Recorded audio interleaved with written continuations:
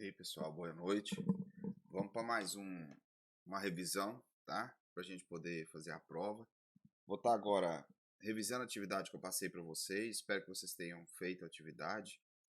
Como a outra é uma atividade genérica, tá? É mais ou menos o que vai cair na prova, vai cair na atividade. Então, se você está estudando a atividade, prestando atenção, né? Você está meio que prestando atenção na prova. Deixando claro, pessoal, não é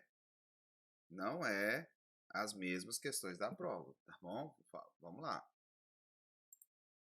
Pessoal, essa é a atividade, nós vamos tentar fazer uma revisão. Eu vou estar explicando e fazendo a revisão com vocês, né? Para a gente poder entender essa história toda aí, tá bom?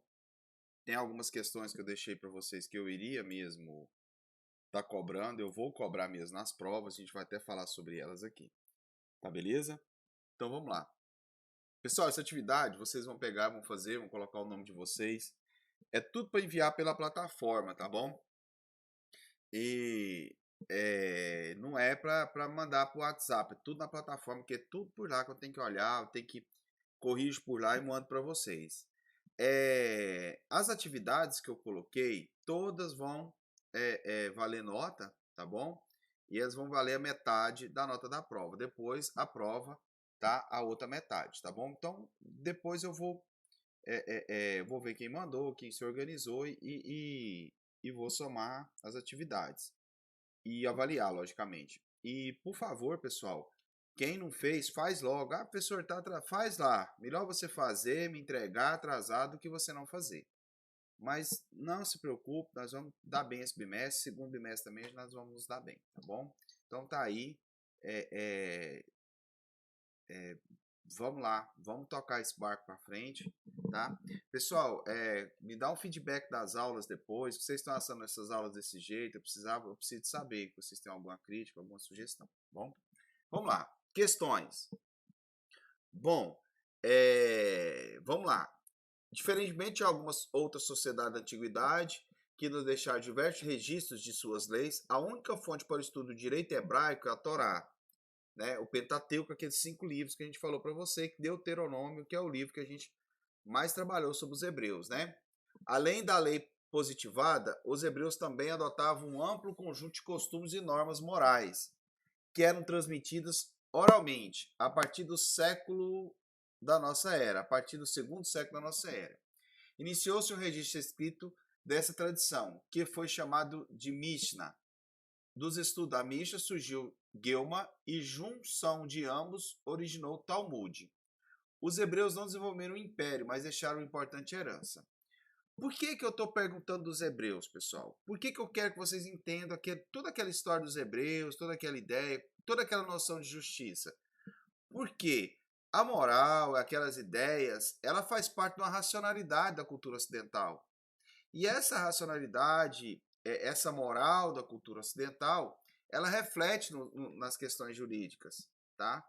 A gente está vendo hoje o aborto, está dentro dessa moral judaico-cristã, né, que nós herdamos dos hebreus. É por isso que um dos exemplos, tá?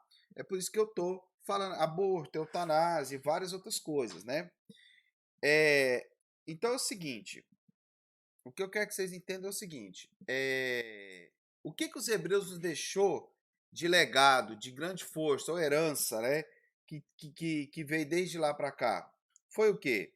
O monoteísmo, o patriarquismo, monarquia, arquitetura e suas artes e cultura. O monoteísmo, pessoal. Eles deixaram para nós o monoteísmo. Mono é um, teo é Deus, certo? Porque a mesma religião o mesmo Deus dos hebreus é o mesmo Deus dos cristãos e o mesmo Deus dos cristãos é o mesmo Deus dos islâmicos. Então, os judeus, os hebreus, eles fizeram judaísmo, cristianismo e islamismo. Está tudo envolvido dentro disso aí, tá bom? Cada um tem sua própria interpretação de Deus. Bacana, pessoal? Beleza? Vamos lá, a gente falou isso em sala. Isso aqui é coisa da sala de aula, tá? Isso aqui é bem grande. Pessoal, é porque eu não respondi antes, estou respondendo com vocês, como se eu fosse um aluno e estou fazendo junto com vocês. O desenvolvimento comercial também beneficiou enormemente os eupátridas, que buscavam ampliar suas propriedades para vender os excedentes para outras colônias gregas que viviam no comércio. Para tanto, tomavam as terras dos pequenos proprietários, geórgos, lembra disso? Que não conseguiam competir igualmente com os grandes produtores, e por isso acabavam se endividando. Lembra aquele negócio do cara ficar se endividando lá? Em alguns casos, o não pagamento da dívida poderia obrigar o geógrafo a tornar escravo de seu credor, né? Então, se o caso ele não pagasse, ele poderia se tornar um escravo, tá? Por um lado, observamos o desenvolvimento de uma tensão política entre os geólogos, que se mostravam insatisfeitos com o poder e as leis, com certeza, né? Concebida pelos Eupátridas. Ao mesmo tempo, os comerciantes, também conhecidos como demiurgos, começaram a questionar a estrutura aristocrática do regime ateniense. O objetivo fundamental dos demiurgos era transformar a estrutura política da cidade-estado, permitindo a participação de mais pessoas, né? A crise sociopolítica que tornava conta de Atenas foi só controlada no momento em que os legisladores entraram em cena. Os legisladores mais importantes foram Drácula, Solo, Clístenes, né? Esses foram os principais. O que nós vimos aqui, pessoal? Uma narrativa bem tranquila que a gente trabalhou muito em sala. Havia, então, o governo oligárquico, no qual existiam os eupátridas. Esses eupátridas dominavam a política, e essa política dominava também a economia, e fazia com que a várias outras camadas, os demos principalmente, que era feito por várias partes, né? Geórgicos, demiurgos, artesãos, tetas e escravos estavam fora. Então esses demos, eles então vão querer lutar por isso. Os geórgicos estavam insatisfeitos com a escravidão por dívida e os demiurgos insatisfeitos com o sistema político. O que então é isso que eu quero falar? E aí, o que os gregos fizeram? Devido ao problema que estava grande, o problema social que estava grande, as revoltas, o que aconteceu? Foram então criados pelo Areópago, né, pelos Eupátridas, os legisladores para tentar resolver. E aí nós temos três. Mas vamos lá. Marque a alternativa correta. Draco criou o primeiro código de leis escritas em Atenas. Correto? Correto. Restringe bastante a justiça familiar. Ele aumenta a justiça familiar, tá? Dando total poder ao patriarca sobre a sua prole. Ué, mas como que ele restringe se ele dá o poder? Oxi. A interposição de recursos aos tribunais nas disputas entre clãs, né? Induzindo o princípio importante do direito penal, distinção. Não, então tá certo, esse aqui tá certo, voluntário legítimo. Porque o que ele vai fazer? O Draco, ele vai criar os primeiros códigos de leis, vai criar essa justiça dentro da família, o poder do pátrio poder, e vai restringir o quê? O que ele restringe aqui é o quê? É a disputa entre os clãs, porque famílias de Eupátridas brigavam com famílias de Eupátridas, certo? Então ele vai restringir, por quê? O Estado vai tomar conta disso. E ele vai dividir os homicídios, que a gente bem sabe que quem dividiu os homicídios foi Draco, né? Doloso, culposo e legítima defesa. Até agora tá certo. Vamos lá. Solo. Procede às reformas institucionais, econômicas e sociais. Legitima a servidão por dívida, pelo amor de Deus, legitimar, não. Ele acaba a escravidão por dívida, ele detona, inclusive a escravidão, não servidão. Há uma diferença grande entre servo e escravo, tá? Então, a B está errada. Draco, mantém o direito consuetudinário? Não, o direito consuetudinário é um direito que costumeiro, são dos costumes. Então, tá cortado. Draco faz o direito que positivo, escrito. Bacana? Bom, para que tais tensões não desencadeassem uma situação de conflito maior, a aristocracia areópago determinava a criação do chamado legislador arcontes. Tudo bem. Em termos gerais, os ocupantes desse novo cargo político teriam por atribuição empreender a promulgação de leis que equilibrassem os interesses políticos existentes naquela época. Mas todos tiveram um fim trágico, tanto Draco, Solo e Cristo sofreram uma condenação de... Não, nada a ver. Eles não eram empreender a promulgação, eles não tinham que aprovar isso. Eles criavam as leis, né? E eles criavam os mecanismos para poder resolver o problema. Então, é a letra A, viu, pessoal? Tá? O número 1 é A, o número 2 é A. 3. Vamos ver essa fala. O Código de Hammurabi, um bloco de pedra de 2,25 m de altura, encontra-se hoje no Museu do Louvre, em Paris. Quem for lá, tira uma foto para mim. Dos muitos artigos de lei nele gravados, cerca de 250 já foram decifrados. Com isso, informações sobre a sociedade mesopotâmica puderam ser reveladas. Pode-se afirmar que o Código de Hammurabi foi cunhado com o objetivo de quê? Por que o Hammurabi fez o código? Qual que era o interesse de Hammurabi criar um código de leis? Qual que era a ideia dele? O que ele tinha em mente? Qual que passava na cabeça? Qual era a necessidade desse código? Vamos lá.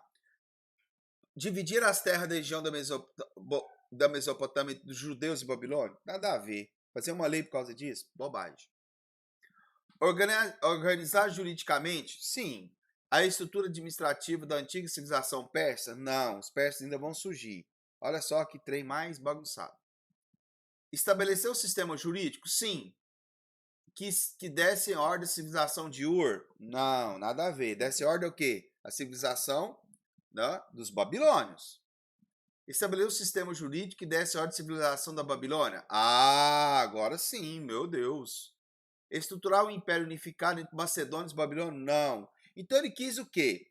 Monopolizar a justiça. A justiça passa a ser do Estado. Então a letra correta é a letra D. Estabelecer um sistema jurídico que desse ordem à civilização da Babilônia. Ele queria colocar ordem na civilização no qual ele governava. Era isso que ele queria com o Código de Leis. Tranquilo, pessoal? Vamos lá no 4. Muito bom. Os gregos tinham o costume de aprender decorando, que eles recitavam as leis como se fossem poemas, né? Porque tinha aquilo como algo bonito. E realmente, você vai ler um código de lei, um artigo, né? Um inciso, ele realmente ele tem uma sonoridade poética, sem sombra de dúvida. É bonito, chega a ser bonito várias coisas, inclusive o artigo 5º, que eu acho lindo, 5º e o 6º, né? É lindo, muito bonito. Várias partes da nossa Constituição, se você for pegar, ela é interessante, né? E eles faziam isso. Textos jurídicos como se fossem poemas. Inclusive, as leis que Solon fazia. As leis de Solon também eram ensinadas como poemas. A literatura jurídica servia de fonte de instrução e de prazer. Entendia-se que o direito deveria ser aprendido vivenciando-o. As leis deveriam fazer parte da educação. As leis, viu, pessoal? Deveriam fazer parte da educação do cidadão. Vai ficar de boa com vocês aí. Do cidadão. Bom, o que eles queriam? Que as leis fizessem parte da vida cotidiana das pessoas. Você deveria recitar as leis como se fossem poemas, para ser. Mas eu acho muito interessante a forma que eles pegam o direito. Eu canso de falar, para mim o direito tem que ser uma matéria curricular de escola, nós entendemos o direito, e ele é lindo para ser entendido. Uma sociedade só se faz grande quando todo mundo entende o seu direito. Olha só que fantástico era a sociedade grega, e olha só como que eles tratavam o direito, tá? Então isso eu acho lindo. Vamos lá a pergunta então. Quais foram as medidas, leis adotadas por Solon para solucionar os problemas de conflito entre o seu pátria e Desidemos? O que o Solon faz? Fim da escravidão por dívida, cria a eclésia bulé, divide em tribos, cria o voto censitário, né? E várias outras coisas. Eu quero que vocês vão lá nas aulas, nas apostilas, aqueles trem que eu passei até no quadro, tá? Tem lá. Eu quero que vocês coloquem aqui para mim tudo que o Solon fez, bem bonitinho. São várias coisinhas, tá bom? E faz isso aí para nós. 5. As primeiras manifestações da existência de um ordenamento jurídico em uma sociedade, mesmo de forma embrionária, ubi societas ibis jus, né, ocorreram no campo do direito penal por meio da função punitiva.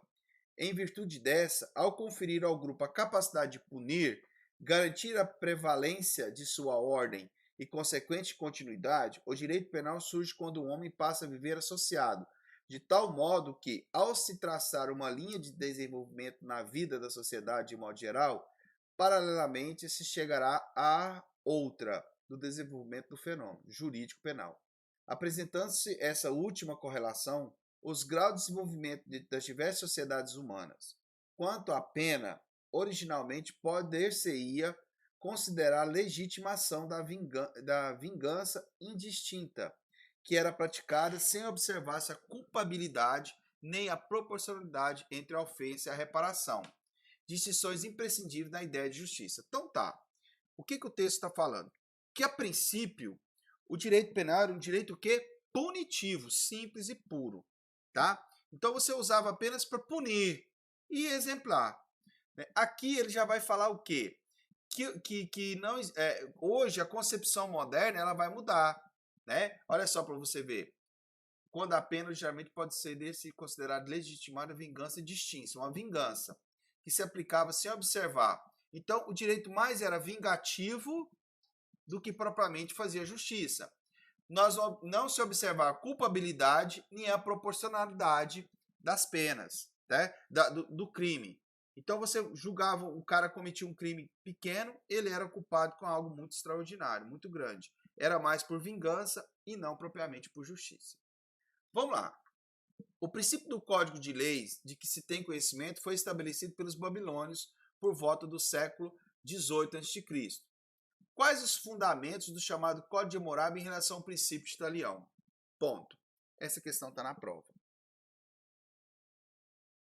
Eu vou soltar elas para vocês. Estudem. Qual que é a proporcionalidade? Quais os fundamentos do chamado Código de Hammurabi? Escrevam bem. Primeira coisa, o que é o Código de Hammurabi? O Código de Hammurabi foi criado pelo Hammurabi, o rei da Babilônia, para determinar regras em todo o seu estado. O que ele vai fazer? Ele vai mandar esculpir em pedra e vai colocar em todo o seu império. Para quê? Para que todos obedeçam às leis no qual o Estado ou o governante impôs a todo mundo. Ninguém tem que cada um fazer sua lei. Agora todo mundo vai obedecer essa lei. Entendeu? Essas leis. Aí o Hammurabi fez isso. Então esse é o Código de Hammurabi. Dentro do Código de Hammurabi, ele vai criar um mecanismo de quê? Para estabelecer penas. Não é da cabeça do juiz, a pena é tal. Não, né? Ele vai então fazer o quê? Ele vai então criar um princípio para estabelecer penas, tá? E o princípio é o princípio de Talião, ou seja, a pena para o delito deve ser equivalente ao dano causado. Então, o que o indivíduo causar ao outro, ele vai ser então penalizado da mesma forma. Entendeu?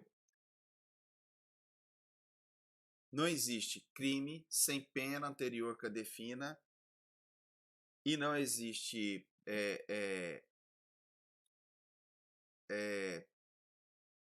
não existe sem prévia combinação legal. Não existe sentença sem prévia combinação legal. Então, ninguém comete crime sem ter uma lei anterior que a defina e não existe pena sem prévia combinação legal. Hoje em dia a gente faz de jeito, né? O Código de Hammurabi, então, ele estava tentando chegar próximo a isso. Qual que é a ideia? Eu estabeleci o que é crime e eu quero estabelecer como que vai ser, previamente, como que vai ser a pena. Vocês entenderam? Então, é isso mesmo que é. A primeira parte do Código de Hammurabi é o quê? Definir o que é crime. O princípio de Talião vai fazer o quê? Vai normatizar o que vai ser as penas. Tá entendendo? Não existe crime sem lei anterior que a defina. O Código de Hammurabi, então, criou lei anterior que a defina. E não existe pena sem prévia combinação legal. O princípio de Talião vai, então, fazer essa combinação. O que é? A pena para o delito deve ser equivalente ao dano causado. Meio que entendeu, pessoal? Esse equilíbrio aí? Não é que é igualzinho hoje, não, pelo amor de Deus. Mas eu estou só mostrando para você o sentido que Hammurabi estava querendo. Olha só a modernização que ele fez do Código de Hammurabi. Beleza? Tá entendido aí? Né? Eu fiz direito penal e de vez em quando eu tenho que me ligar aqui. E é o primeiro artigo ali, a coisa mais rápida que tem lá. Isso aqui nós temos que saber de cor. História do direito. embora penal não é minha praia. História do direito é uma disciplina que vem sendo exigida como obrigatória em grade curricular dos cursos de direito. Isso acontece porque ela se torna indispensável para a formação dos bacharéis em direito, uma vez que ela é fundamental no ensino jurídico, pois descreve todos os acontecimentos jurídicos ocorridos desde a antiguidade até os dias de hoje, conforme a gente está estudando.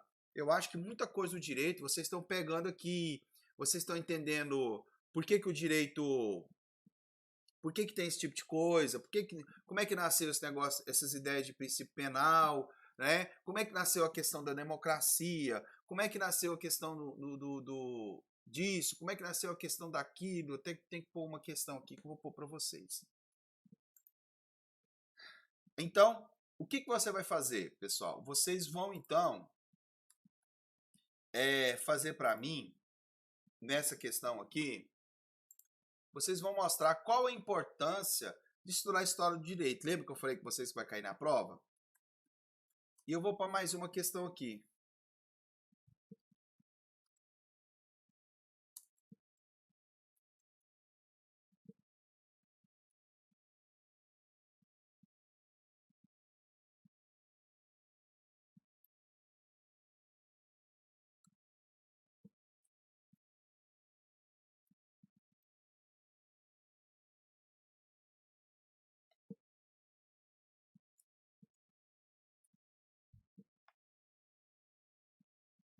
Eu quero que vocês respondam isso aqui para mim. Não vou ter um título para vocês não, mas eu vou colocar aqui.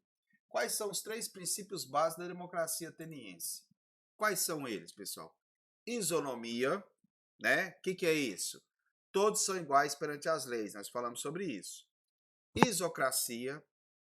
Todos têm direito de concorrer a cargo público ou ocupar um cargo público, mas de forma a concorrer, tem um direito. Não é que ele vai ocupar, tá? E eu tenho que passar por todo o processo eleitoral, tá? E isocracia e isegoria, que é o direito de fala em assembleia. Eu posso dizer, né? Se eu estou em alguma assembleia, eu posso dizer, eu posso falar, eu posso poder expressar minha opinião. Todos têm que me escutar, né? Hoje em dia isso é algo fantástico no poder legislativo. Vocês podem prestar atenção, vereadores, quando a gente vê lá na TV, vai falar alguma pauta, os deputados chegam e falam pela ordem.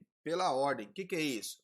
Que ele vai então, na ordem, ele vai então poder expressar sua opinião. E ele não pode deixar de expressar a opinião dele.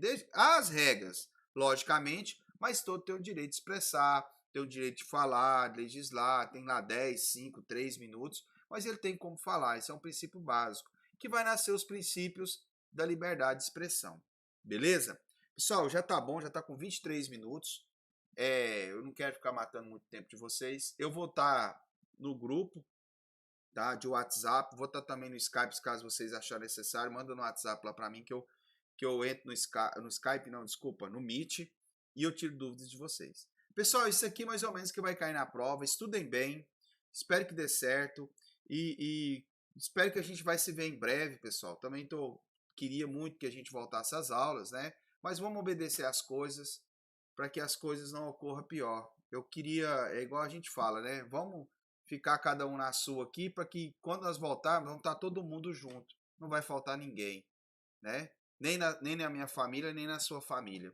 Espero que a minha, a sua família, esteja todo mundo quando isso tudo acabar. Por isso que a gente se isola, porque quando a gente voltar, para a gente poder ficar todo mundo junto. Problemas passageiros, isso não vai atrapalhar seu curso, tá? Lá na frente, né, a gente só vai colher tudo isso. Tá bom, pessoal? Até mais, tamo junto. Qualquer coisa, fala comigo aí que eu tô com vocês.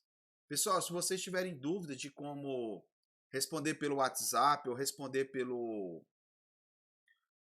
computador, pode perguntar. Eu fiz os tutoriais pro colégio.